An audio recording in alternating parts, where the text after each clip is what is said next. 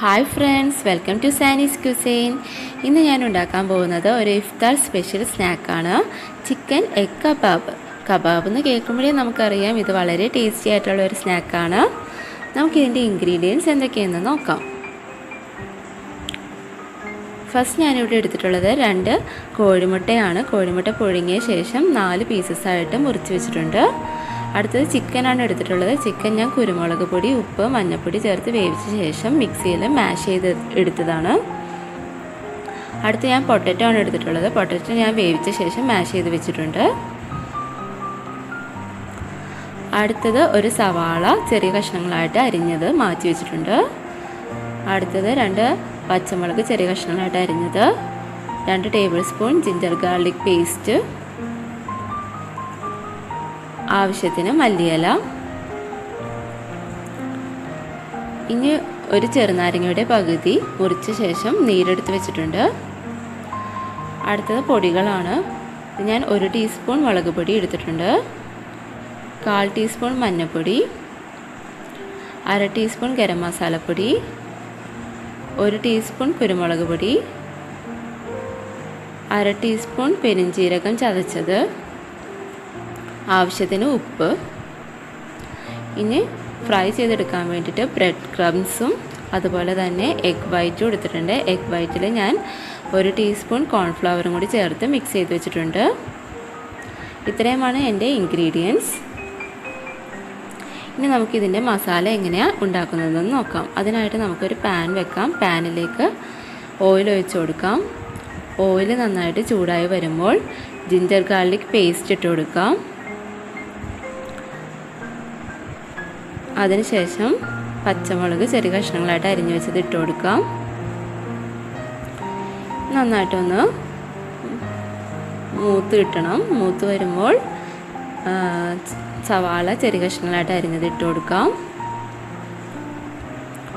സവാള നന്നായിട്ടൊന്ന് വാടി വരുമ്പോൾ നമുക്കിതിനകത്തേക്ക് മല്ലിയില ചേർത്ത് കൊടുക്കാം.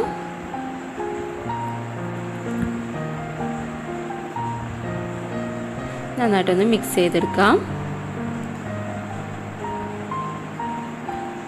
ഇനി നമുക്ക് ഇതിനകത്തേക്ക് പൊടികൾ ആഡ് ചെയ്ത് കൊടുക്കാം. ഫസ്റ്റ് മഞ്ഞൾപ്പൊടി ഇട്ട് കൊടുത്തു, മുളക് പൊടി ഇട്ട് കൊടുത്തു, അതുപോലെ ഗരം മസാലപ്പൊടി ഇട്ട് കൊടുത്തു.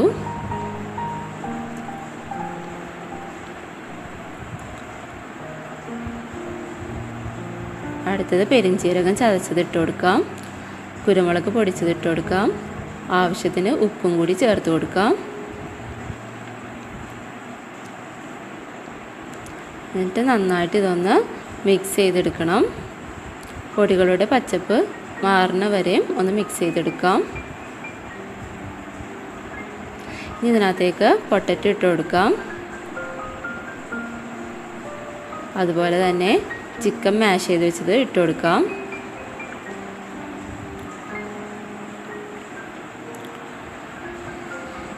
എന്നിട്ട് നമുക്കിതൊന്ന് നന്നായിട്ട് മിക്സ് ചെയ്തെടുക്കാം. ഇനി നമ്മുടെ മസാലയ്ക്ക് ഒന്ന് തിക്നെസ് കിട്ടാൻ വേണ്ടിയിട്ട് കുറച്ച് ബ്രെഡ് ക്രംസും കൂടി ഇട്ട് കൊടുക്കാം.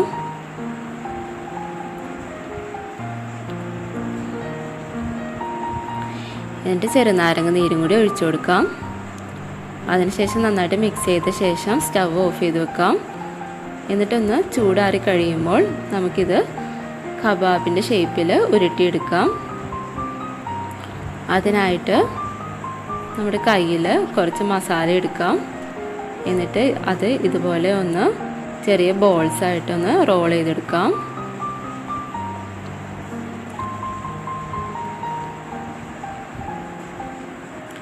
എന്നിട്ട് കൈ കൊണ്ട് തന്നെ ഇതുപോലെ ഒന്ന് പരത്തിയെടുക്കണം.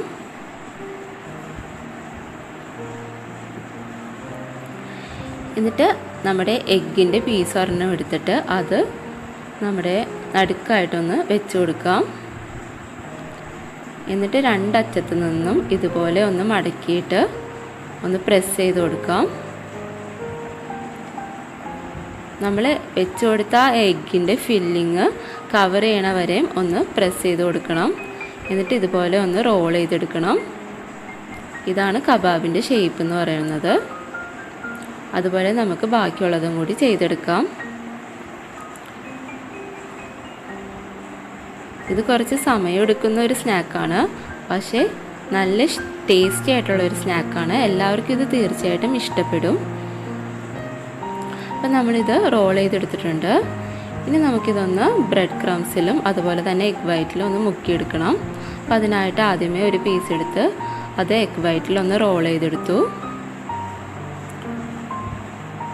അതിനുശേഷം മറ്റേ കൈ കൊണ്ട് നമുക്ക് ബ്രെഡ് ക്രംസിലൊന്ന് റോൾ ചെയ്തെടുക്കാം.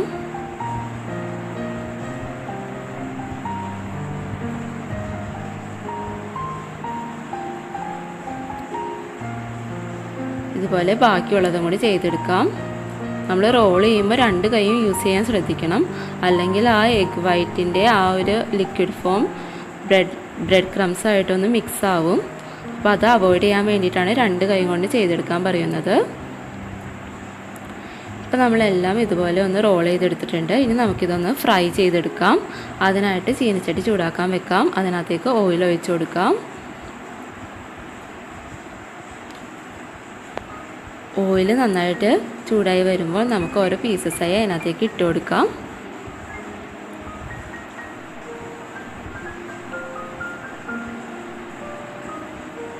നമുക്കൊന്ന് ഇടയ്ക്കൊന്ന് മറിച്ചൊന്ന് ഇട്ട് കൊടുക്കണം. ഡീപ്പ് ഫ്രൈ ആണ് ഇത് ചെയ്യുന്നത്. ഏകദേശം നമ്മുടെ കളർ ഇപ്പോൾ വന്നിട്ടുണ്ട്. ഇനി നമുക്കിതൊന്ന് കോരി മാറ്റാം. അപ്പം നമ്മുടെ ചിക്കൻ എഗ് കബാബ് ഇവിടെ റെഡി ആയിട്ടുണ്ട്. ഇനി നമുക്ക് ഡെക്കറേഷൻ്റെ സമയത്ത് ഇതൊന്ന് ബ്രെഡ് ക്രംസിലൊന്ന് റോൾ ചെയ്തെടുത്തിട്ട് വേണമെങ്കിൽ വെച്ച് കൊടുക്കാം. അപ്പോൾ ഒന്ന് കുറച്ചും കൂടി ഭംഗിക്ക് വേണ്ടിയിട്ടാണ് അങ്ങനെ വെച്ച് കൊടുക്കുന്നത്. ഇനി നമുക്ക് ബാക്കിയുള്ളതും കൂടി ഇതുപോലെ ഒന്ന് ഫ്രൈ ചെയ്തെടുക്കാം.